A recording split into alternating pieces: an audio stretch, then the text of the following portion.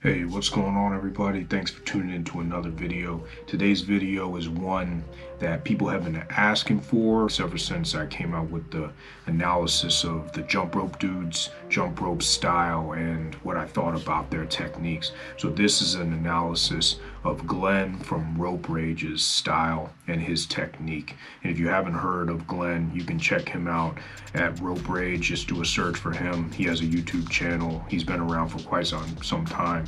A very talented rope skipper. So without further ado, please subscribe, hit the thumbs up button. Let's get into it. All right, let's get into this, everybody. So for those who don't know, this is Glenn. He is a British rope skipper, and he owns the channel called Rope Rage. And we're going to be getting into this video with him and going over his jump rope style and how he gets down and his technique. And if you look at his technique, you can see that it's very different. He does some moves here that most people either don't know how to do or have never seen before. He does a lot of one arm moves, and we're slowing it down here. You can see this is a backward one arm move right here. And he kind of incorporates a lot of martial arts, it seems like, into his movements, which I think is very cool because there are a lot of corollaries between martial arts and jump rope. And from the get-go here, you can see that Glenn is no beginner. He has obviously been jumping rope for quite some time, and he is very proficient. And personally, I think that Glenn is one of the most underrated rope skippers on YouTube, and probably one of the most talented and original rope skippers on YouTube. You can see the movements that he does, and he's using an RX Smart Gear rope here, and he's jumping backwards, doing double unders, a lot of unorthodox moves like you see him doing with this backward one arm pass, and also he uses his body to redirect the rope quite often. Those are kind of his trademark moves that we'll get into in this video. But before we get into the more complicated moves that Glenn does, we're going to get into the more fundamental and simple moves that Glenn does and that he teaches on his channel. So here we're looking at Glenn doing the jab step and the boxer skip. And you can notice that Glenn has absolutely no trouble with this move whatsoever. The way that Glenn breaks this move down is a little bit different. So you can see here, if you pay attention to his wrists, I think because he's demonstrating how to do the move in his tutorial, he's rotating his wrists a little bit more, and he's focusing on rotating his wrists a little bit more because he's moving a little bit more slowly.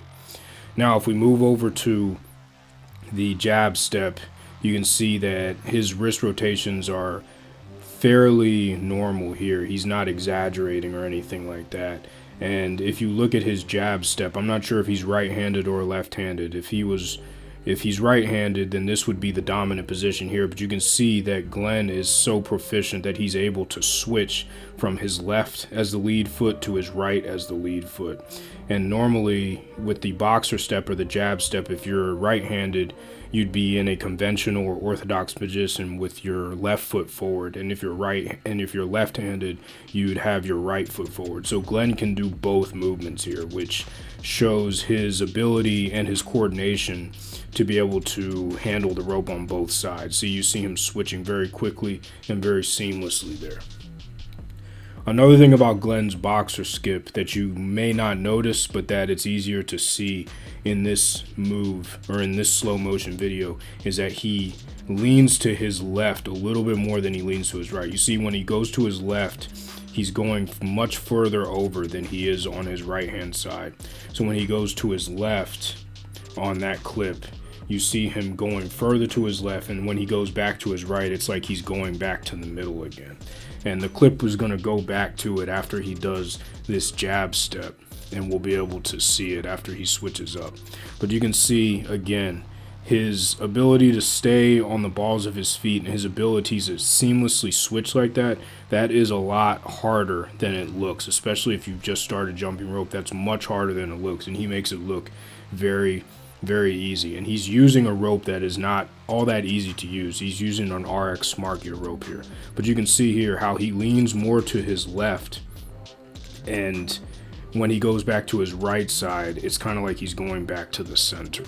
So that's the only main difference that I see with Glenn's boxer step and with people who do a more conventional boxer step. I'm not sure if he's doing that because he's left-handed and he favors his left side, or if maybe he had an injury that he on his right leg that he didn't want to go on his right side as much.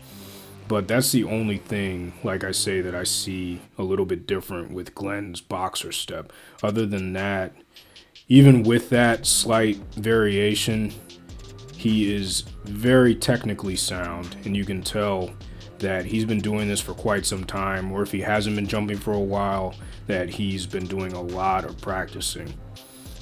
Anytime somebody can stay on the balls of their feet like that and rotate like that mid-jump with no problem whatsoever and make it look as seamless as Glenn is doing right now, that shows that they have a high level of proficiency and that their coordination is top-notch. And so this tutorial that Glenn has on the boxer step is actually a really good one, and I would recommend everything he's doing here. I think is top-notch and pretty sound from a technical and a fundamental standpoint. The key takeaway from this clip is developing the ability to do what Glenn is doing, mainly in being able to switch on your jab step, being able to start with your left foot in front if you're right-handed, or your right foot in front if you're left-handed, and being able to seamlessly switch back and forth. If you can do what Glenn does in the next clip when he's doing the jab step, in this clip right here, if you can switch mid-jump like what he's doing, it's going to increase your coordination tremendously, and it's going to give you the ability to have your left foot as the lead and your right foot as the lead, no matter if you're left-handed or you're right-handed, which is a really important ability to have, to be able to switch mid-jump like that and to be able to use both feet equally. Now we're going to look at the way that Glenn does the side swing. Now this is where it starts to get pretty impressive.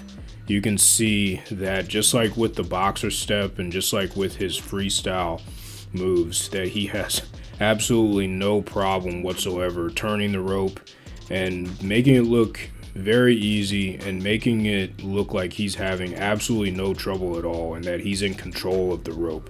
Now in this video, what he's using is a very cheap, probably $2 or $3 PVC rope, and he's making it look like it's a $40 or $50 freestyle rope. And he is incorporating the side swing into all different types of moves, but mainly what he's doing is he's using the side swing as a means to transition between different moves, and he even talks about that in this video that he put out on the side swing.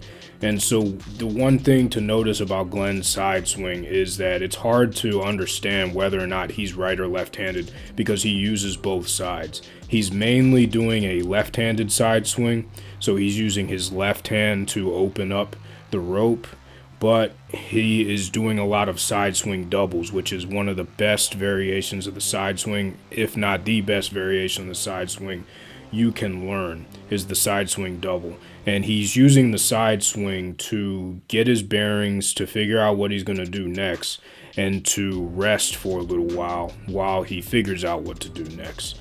And he does an outstanding job turning the rope, and there's really not much I can critique on Glenn's side swing. It would be tough to do any kind of critique just because of the way that he executes. The thing to really take notice here on what Glenn is doing is the wrist rotations.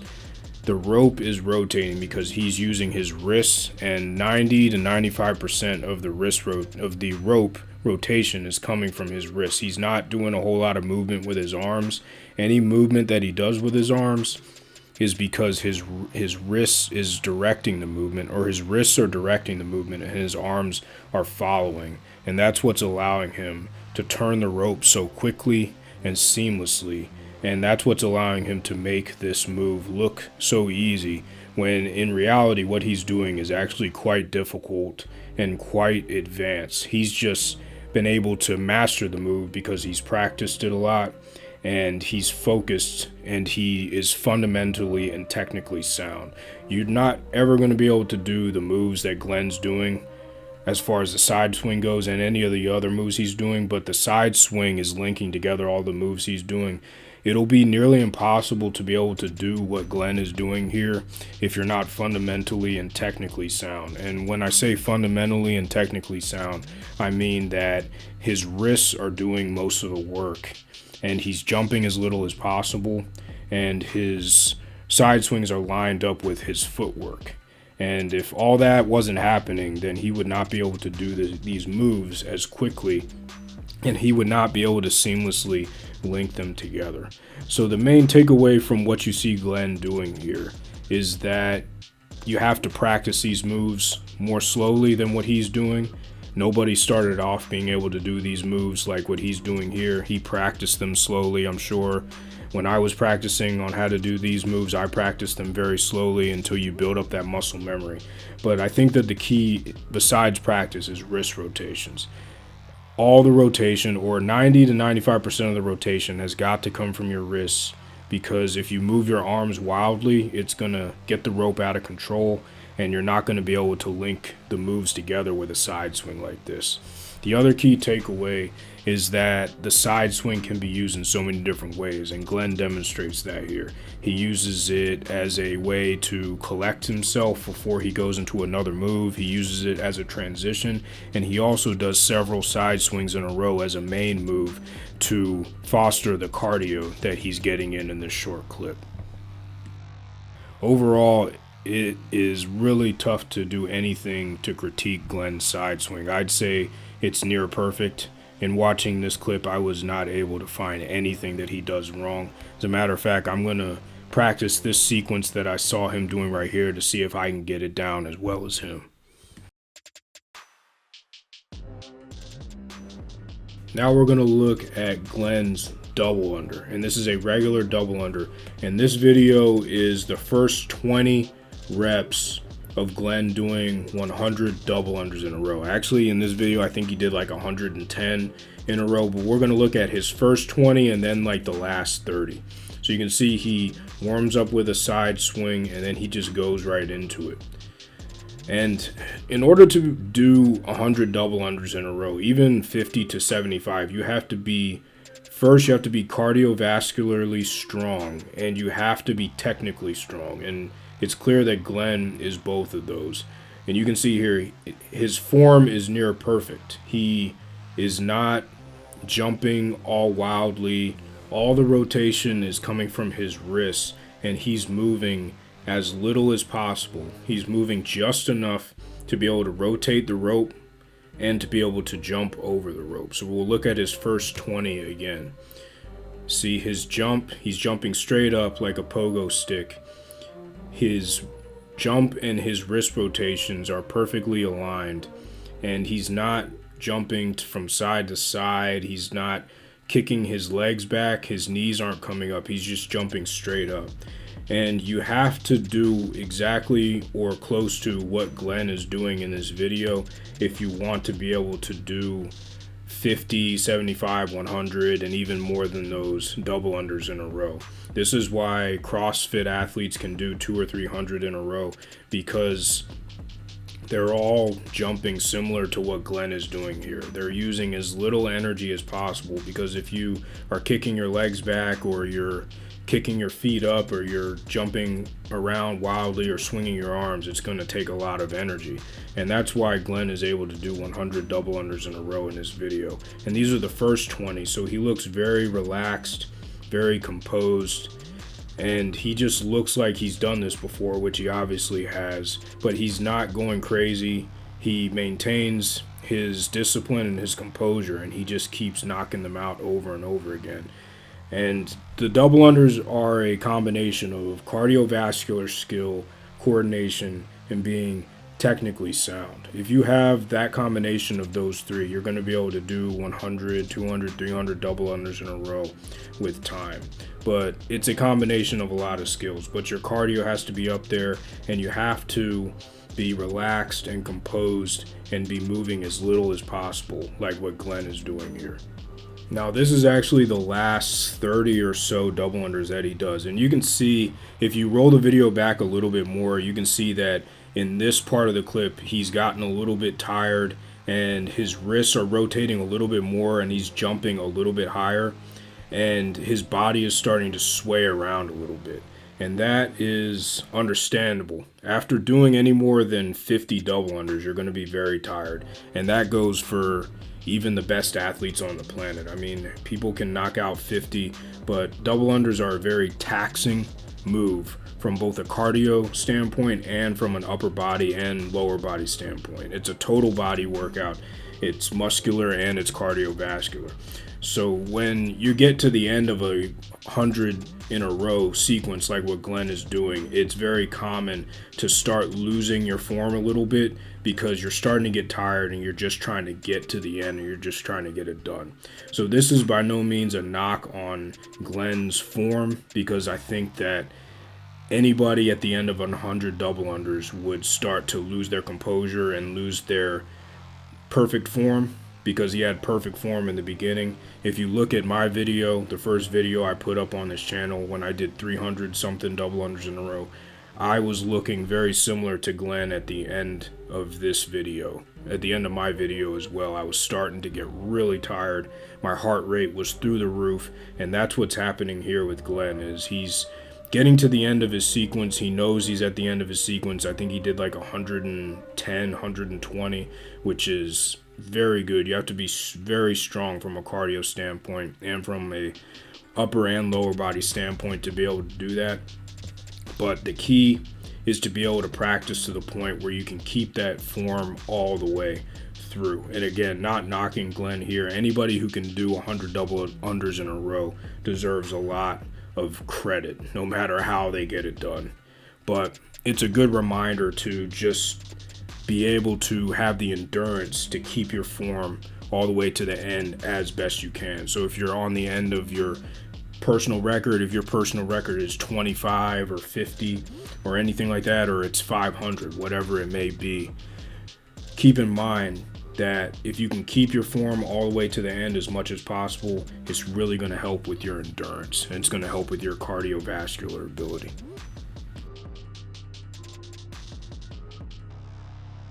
Last but not least, and probably the most intriguing part of Glenn's jump rope technique portfolio, is his interpretation of freestyle jumping. It's actually very inspiring and very original, and I really enjoy watching Glenn do his interpretation of freestyle. And what I like is a lot of his one-armed moves and those body movements there where he uses the rope and swings the rope across his body to change the rope's direction. Then he goes right into a backwards jump. I've never seen anybody other than him do that before.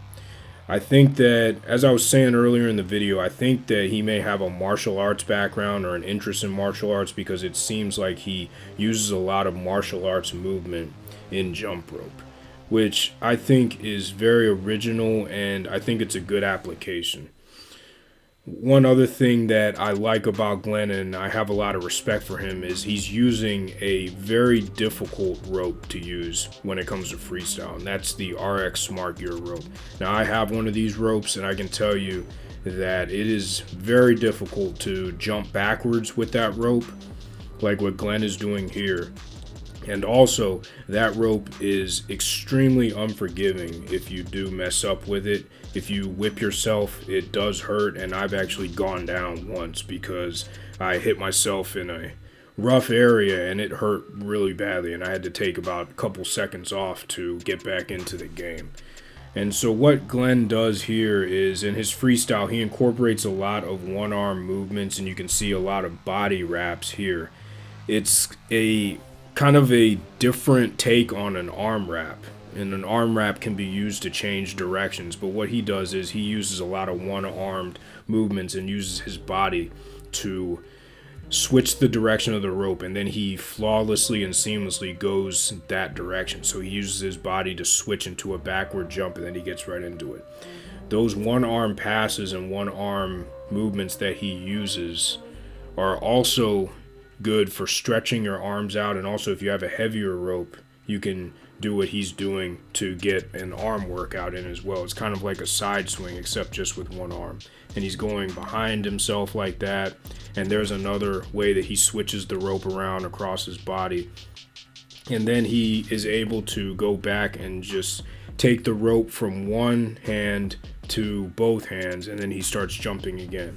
The way that he's able to switch back and forth between his one arm movements and his conventional two arm movements is like nobody else I've seen, and it's something that has inspired me to try to do the same thing. Alright, a quick recap on Glenn from Rope Rage's style. So first we looked at his regular or conventional jumping. We saw that his wrist rotations are a little bit exaggerated in this clip, but it's probably just to demonstrate what the move looks like and to be able to do the move a little bit more slowly. So I think that's where his exaggerated wrist rotations come from. Now the key takeaway from his jab step here is to be able to seamlessly switch from an orthodox stance, like what he's in right now, to a southpaw stance, which he does coming up in a couple seconds here. If you can do what Glenn does in this video, it's going to really help right here. The switch to the southpaw stance, it's going to really help your coordination, your timing, and the ability to use both feet as your lead foot. The other thing we noticed here is that Glenn favors going to his left side a little bit more than his right side on the boxer step. I don't think what he's doing is wrong necessarily, but it's something to be aware of if you do what Glenn is doing in this video. If you favor one side over the other, it could lead to one side of your body getting a little bit weaker and the other side getting stronger if that's something you do every time you jump and you're jumping for 10, 15, 20 minutes a day. The other move we looked at was Glenn's side swing, which is near perfect. It's one of the better side swings I've seen on YouTube. And the key takeaway from Glenn's side swing is that he has mastered being able to do the side swings with both hands as his lead hand. And he uses the side swing for a couple reasons. The first is to be able to transition between and in and out of different moves, and he also uses it as a form of cardio. But the main reason that he uses the side swing, at least in this clip, is to be able to transition in and out of very difficult and complex moves like the double under and the double under crossover and the running crossover, which is what you see him doing a lot of in this video. In this video, we also looked at Glenn doing 100 unbroken double unders. We looked at the first 20 and then the last 30, and these are the first 20 that he's doing. You can see that his form is impeccable. It's right on target, and this is him doing the first 20 in slow motion. He's using a rope that's good for double unders, but that doesn't really matter here. He's jumping straight up in the air. He's rotating his wrists, and his wrist rotations are lined up with his jumping height. He's not jumping too high, and he's jumping straight up, and his form is absolutely perfect on the first 20. And there's really not much to critique here. Very good. These are the last 30 that he does. You see his form is still very good, but you can tell that he's starting to get to the end. His body's swaying back and forth just a little bit. He's jumping a little bit higher, and his arms are moving just a little bit more wildly than they were in the beginning in his first 20.